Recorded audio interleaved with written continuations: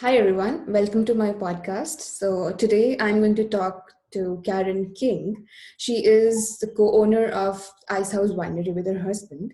They have it in Niagara on the Lake.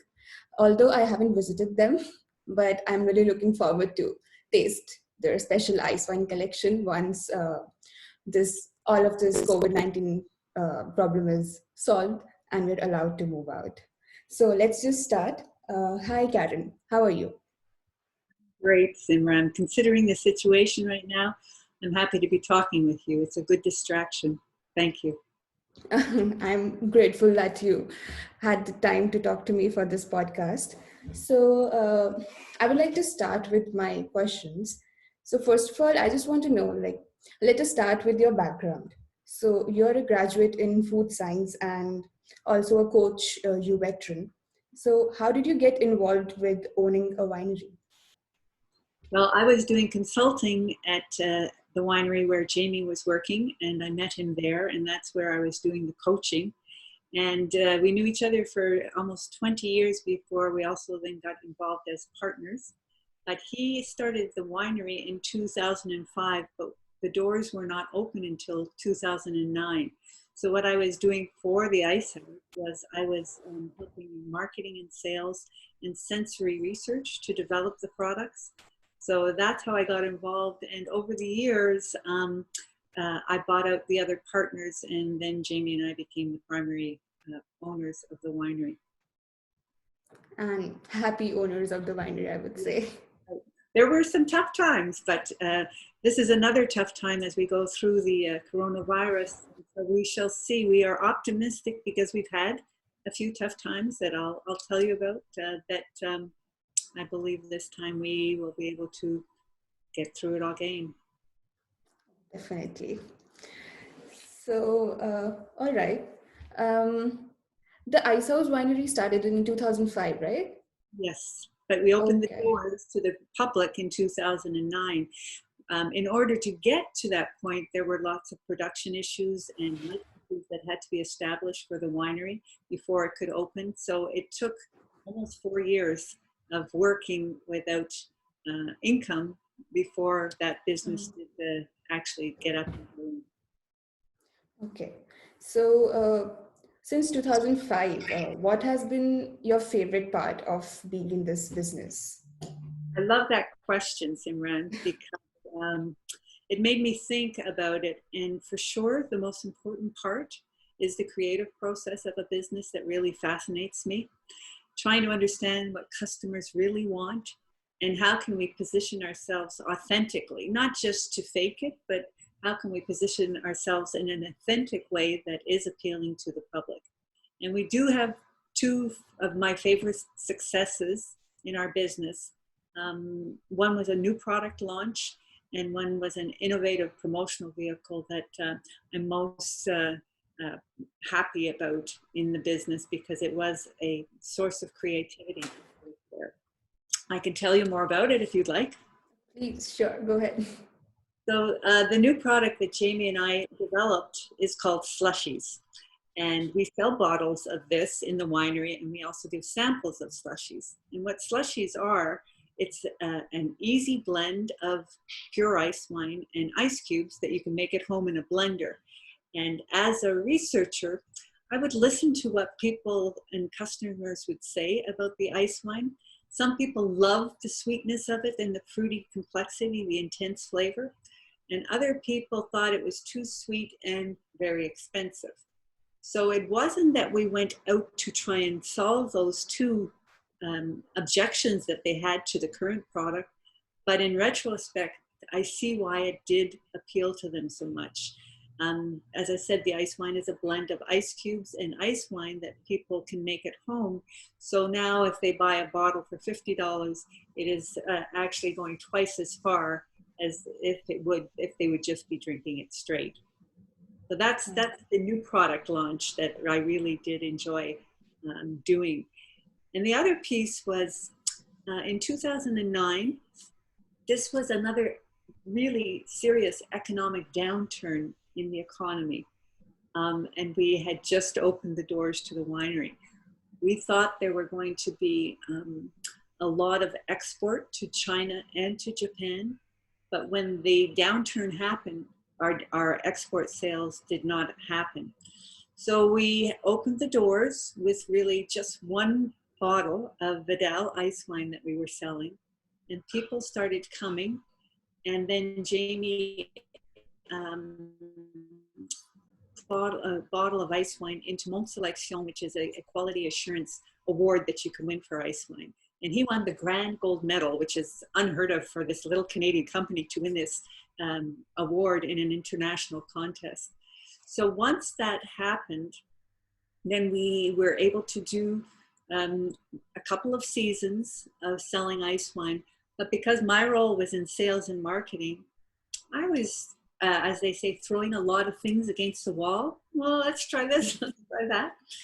And one of the things I heard about was that the CBC was having a new show they were developing called The Big Decision.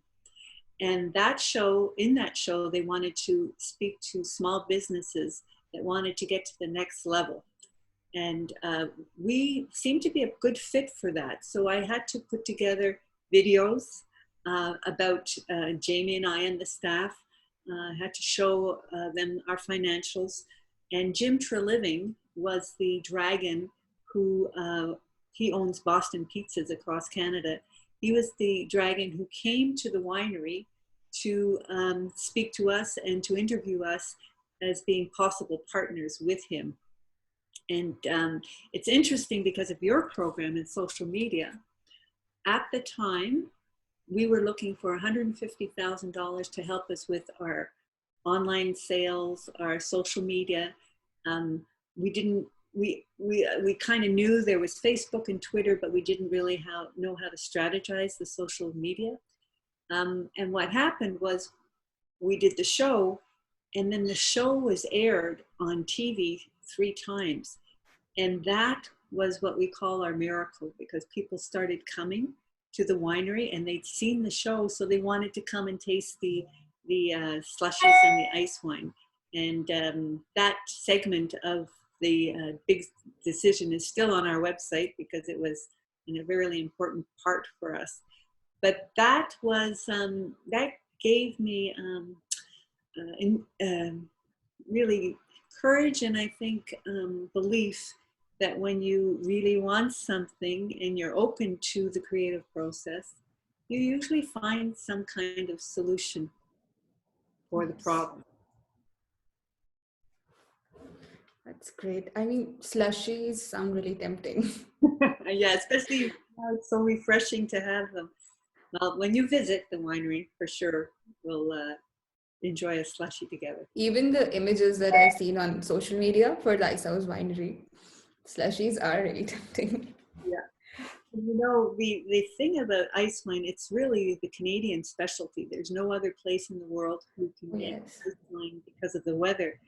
And yet Canadians weren't really embracing it. But we have met maybe a handful of people who don't want to have a slushie, often because it's too cold. They don't want a cold drink. But everybody seems to like it. So it has universal appeal. Mm-hmm. Even I did not know about ice wines or something like that, but you really need to get out the word. People need to know about the Ice House Winery so that they can try. That's why we need your help. Yes, sure. All right. So now moving towards what's going on. So as you know, the world is fighting against COVID-19, and the citizens are everywhere are advised to practice self-isolation. So how, as a businesswoman, are you dealing with it? How is it affecting your business? Well, we're getting a few mixed messages. We closed the winery on March 16th to protect our visitors and our staff and ourselves. And then more recently, we've got an email from the Chamber of Commerce in Niagara to say that wineries can remain open to sell wine because it's considered an essential service. Mm-hmm. But anyway, that's what they're saying. So Jamie and I have talked about that. And at first we were going to open April 1st. And then we've talked about it again. And, you know, there's so much uncertainty still. So I'm going to go back on the on Facebook and Twitter and change it to May 1st, because I think we need a little more time to see what really is the smartest thing to do in that situation. Our staff is being laid off, so they're on unemployment. I'm very grateful for the Canadian government's proposal on what they are planning to do, which will get us through the hump of these slow periods of time. Typically, we open July, and July to end of October is really the bulk of our sales that keep our winery going. We call it a seasonal business. So with the government grants, we think we can manage through a much slower season. We used to have many, many US visitors come up. We don't know what the situation will be about opening the borders to Americans. So right now, a lot of my work is on the computer, talking to through social media or paying bills. And so my focus has been to stay in contact with the staff and see how they're doing. I have two young women and a woman my age who work at the winery. They're all doing pretty good. They've got a support system at home, and we're grateful for that too. But I guess we'll have to be putting on our creative hats to see how we can sell the ice wine that we do have. So we'll figure that one out. So I'm glad to hear that even though you had a chance to continue your business during these days, but still you chose to extend the time and wait until May 1st. Yeah. Because you care. Yeah. Well, it's a hard decision, but I think it makes sense. Yes. And we may extend it further. You know, I mean, that's just what we're just saying is not yet. Okay.